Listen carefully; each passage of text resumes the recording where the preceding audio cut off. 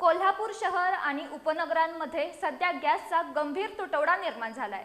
एका बाजूला सामान्य नागरिकांना गॅससाठी लांबच लांब रांगा लावावे लागत आहेत, तर दुसऱ्या बाजूला काळा बाजारात गॅसची खुलेआम विक्री सुरू असल्याचा धक्कादायक प्रकार समोर आलाय। विशेष म्हणजे कमर्शियल गॅस बंद झाल्यानंतर खाऊ गल्ली आणि फुटपाथवरील स्टॉलवर घरगुती गॅसचा मोठ्या प्रमाणावर वापर होत असल्याचे चित्र दिसते।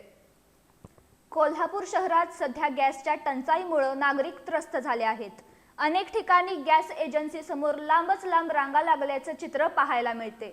गरीब आणि हातावर पोट असणाऱ्या कुटुंबांना 10 ते 15 दिवस गॅस सिलेंडर मिळत नसल्याने त्यांना मोठा त्रास सहन करावा लागतोय।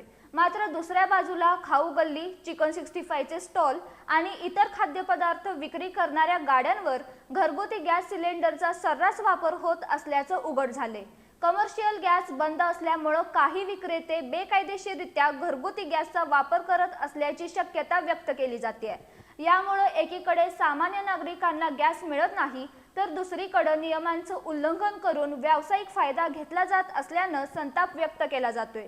प्रशासनाने यावर तत्काळ कारवाई करून काळा बाजार थांबवावा आणि दोषींवर कठोर कारवाई करावी, अशी मागणी नागरिकांकडून होतीये।